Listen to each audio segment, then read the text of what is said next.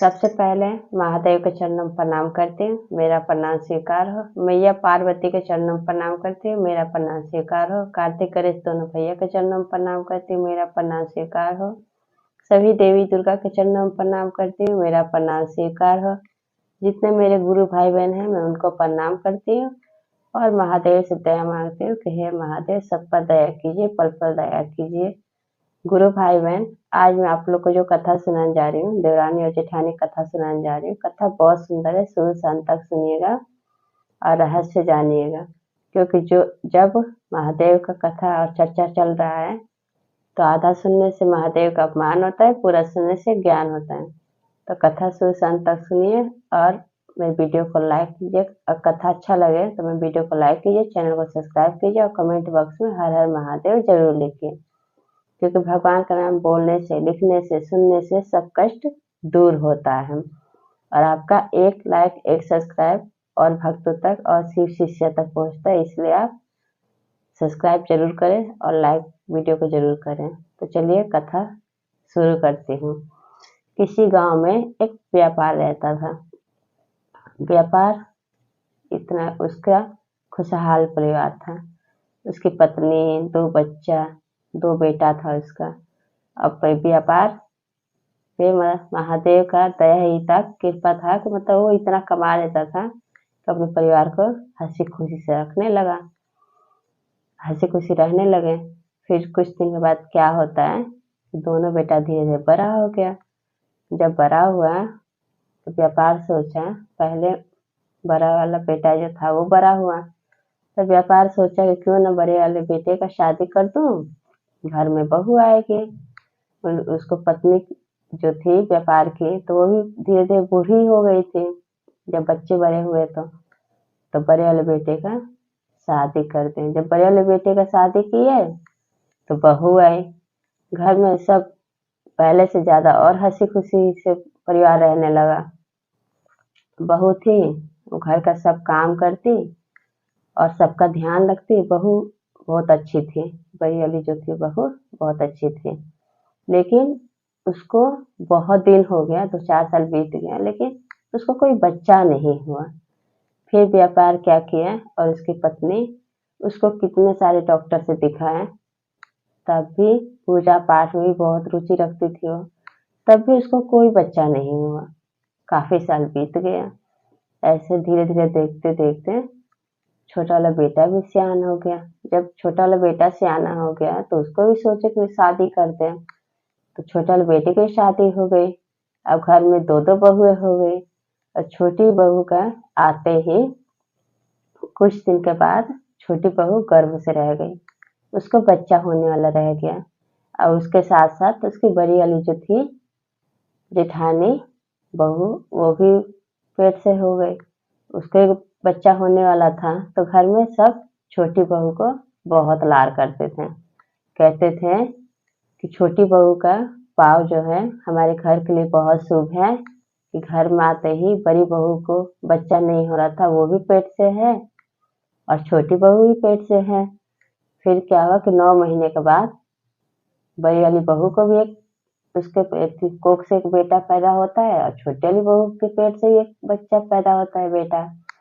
फिर बच्चा धीरे धीरे बड़ी वाली बहू के बीमार होने लगता है। बीमार होने के बाद बहुत सारे डॉक्टर से दिखाते हैं, वो बच्चा ठीक नहीं होता है। फिर कुछ दिन के बाद बड़ी वाली बहू का बच्चा मर जाता है।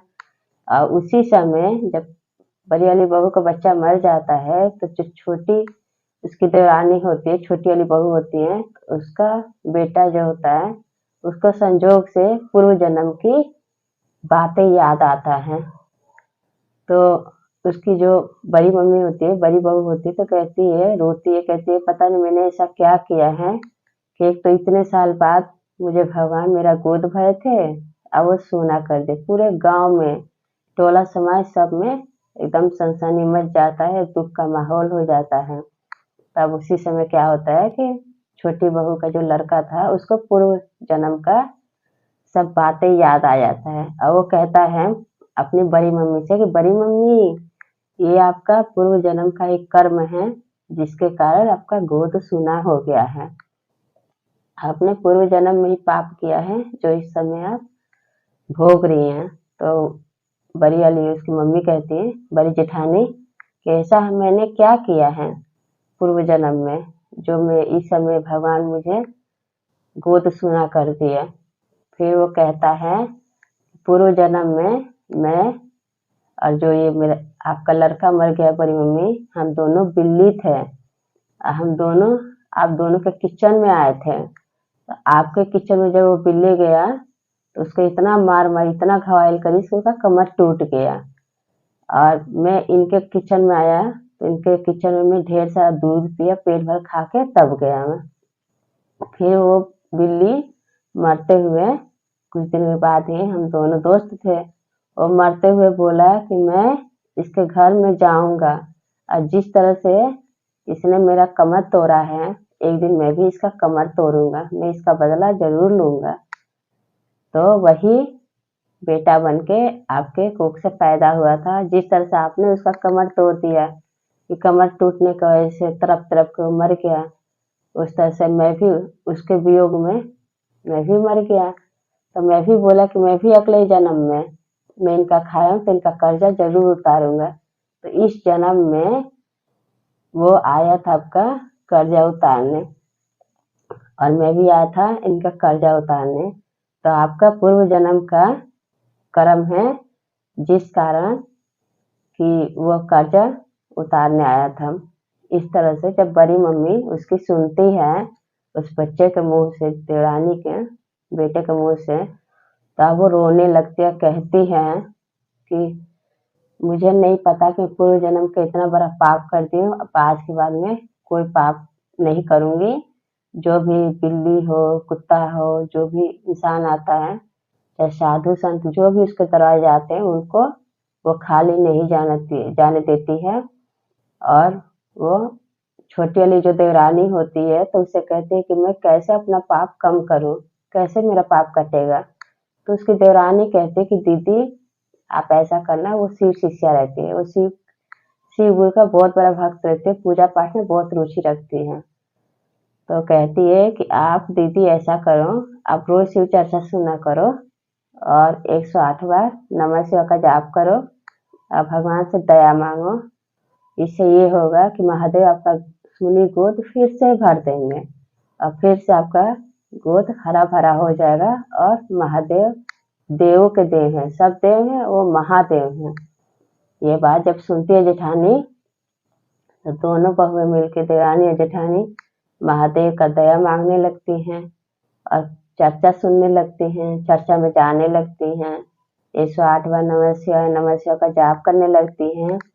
इस तरह से व्यापार के घर में फिर से अनु बच्चा हो जाता है, बड़ी वाली बहू के कोख भर जाता है इसका।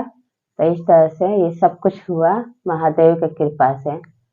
क्योंकि जो कोई भी काम बिगड़ने वाला होता है, कोई भी दुख आपके ऊपर आता है तो महादेव उसको हर लेते हैं। क्योंकि आप अगर महादेव को गुरु बनाते हैं तो सब देव हैं और ये महादेव हैं, तो महादेव सब पे दया करते हैं, सब पे कृपा करते हैं।